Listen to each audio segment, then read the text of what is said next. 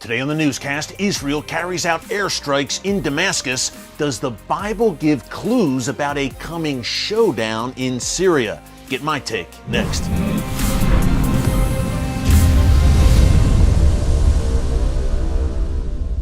Hey folks, Eric Stakelbeck here. Welcome to the Watchman Newscast. I'm coming to you around 1 p.m. Eastern Time here in the United States.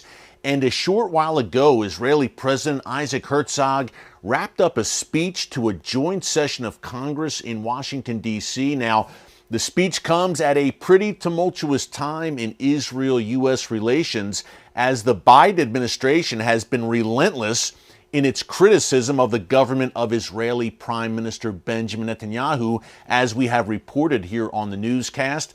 Nonetheless, Herzog stressed the enduring bonds and the alliance between Israel and the United States, which again is being tested right now by the current administration in Washington, D.C. He also stressed the shared threat posed by Iran and its nuclear program. Hey, when we're talking about Iran and who's bearing the brunt of the Iran threat, Israel is obviously on the front lines against Iran and its proxies, as it is literally surrounded on all sides by what we call here in the newscast the Iranian Ring of Fire. And part of that Ring of Fire, a crucial part from Iran's perspective, is Syria. Now, what Iran is seeking to do in Syria is to duplicate what it's established in Lebanon over the past few decades in the form of Hezbollah. It wants to establish that along the Israel-Syria border as well, to turn Syria into a launching pad for attacks against Israel. And that is why, as we have reported many times here in the newscast over the past few years, that Israel has carried out hundreds of airstrikes against Iran, Hezbollah, and their various jihadi allies in Syria, including last night when the Israeli Air Force reportedly carried out airstrikes in the Syrian capital of Damascus. More on that in a minute. Why is Israel doing this, folks? Two main reasons. Number one, to stem the flow of advanced Iranian weapons. Iran is using Syria as a transit point to ship, in particular, precision-guided munitions, PGMs for short, which would be an absolute game changer, to ship those PGM parts across Syria into the hands of Hezbollah in southern Lebanon. That's point number one. Point number two, Iran and Hezbollah have consistently attempted to establish a presence on the Syrian side of the Golan Heights, right along the Israel-Syria border. And again, with good reason, Israel says, non-starter, it's not happening. So those are the two main reasons you've seen these Israeli airstrikes, including presumably last night. Now, we don't have a whole lot of details about what went down on Tuesday, July 18th in the late hours, but Israel did reportedly, according to Syrian state media and other sources in the region, carry out strikes. The missiles were fired from above the Golan, apparently, and struck targets in Damascus. 2 Syrian regime soldiers were reportedly wounded, and the targets reportedly included Hezbollah weapons factories or facilities, which is not a surprise. We've seen that many, many times in Syria, as I mentioned, over the past few years. No reaction as of yet by Hezbollah and the Iranian regime. Israel has been tight-lipped about the strikes. They've neither confirmed or denied, and that is the usual MO for the Israel Defense Forces. There have been some 20 Israeli strikes in Syria so far this year, and this was the first strike since around July 2nd when Israel took action in Syria against Iranian assets as well. So again, Syria, an absolute tinderbox, folks. We're going to go to the Israel-Syria border in a minute, to the Golan, so you can get an up-close look at what Israel is dealing with, and why the Golan is such a strategic region. Whoever possesses the Golan Heights has the high ground in any future conflict and in past conflicts, as our good friend Elliot Chodoff, Israel Defense Forces Reserve Major, is about to lay out for us. Before we go to Elliot, quick reminder to subscribe to the Watchman News channel right here on YouTube and click the notification bell so you get alerts every time a new video is posted. Folks, this is the kind of information that you're just not getting in the mainstream media. Let's go to the Golan right now to hear about the history of this region and why Syria and an Iranian presence in Syria at Israel's doorstep, I should say, is an absolute non-starter. And after the clip with Elliot, stick around because I will break down the potential prophetic implications of what's happening in Syria and Damascus right now. Take a look.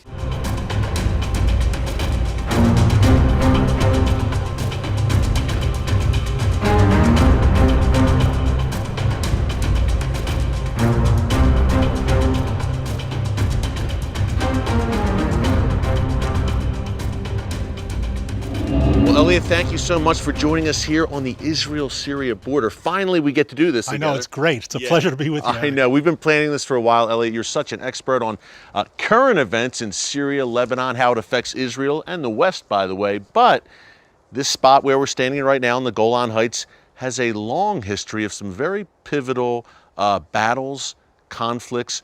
This is actually a memorial to the 77th Tank Battalion that fought here in the Yom Kippur War 45 years ago.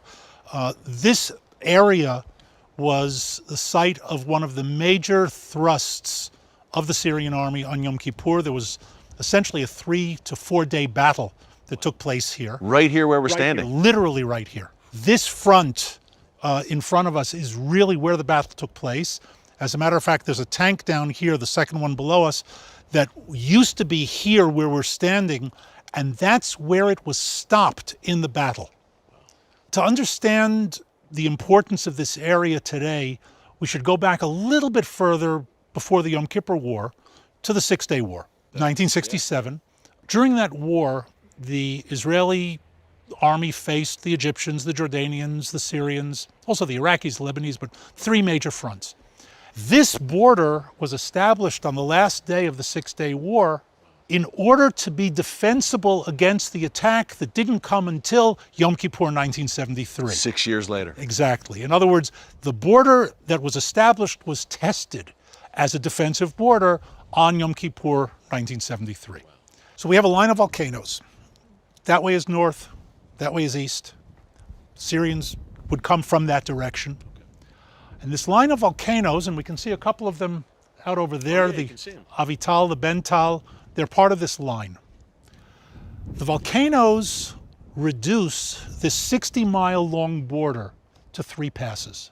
Tough to get in, tough to get out. Right? Think of obstacles that instead of a wide open space like we can see off in the distance, anybody coming in this direction has to go between the volcanoes. It's tight. And there are only 3 passes that you can use. Tight is in relative terms, okay? But tighter certainly than a wide open front. Gotcha. And one of those is here. And this is what's known in the English history as the Valley of Tears. Wow. Now, the truth, I say the English history because in Hebrew it's called Emek HaBacha, which means the Valley of Crying. It's got a whole story to itself. Leave that for a moment. This was where the Syrians tried to break through. And the guys who were here basically kept this pass closed for 4 days against overwhelming odds. They were severely outnumbered and outgunned. We're talking about odds of 200 to 30, sometimes more than that. 10, 12, 15 to 1 odds.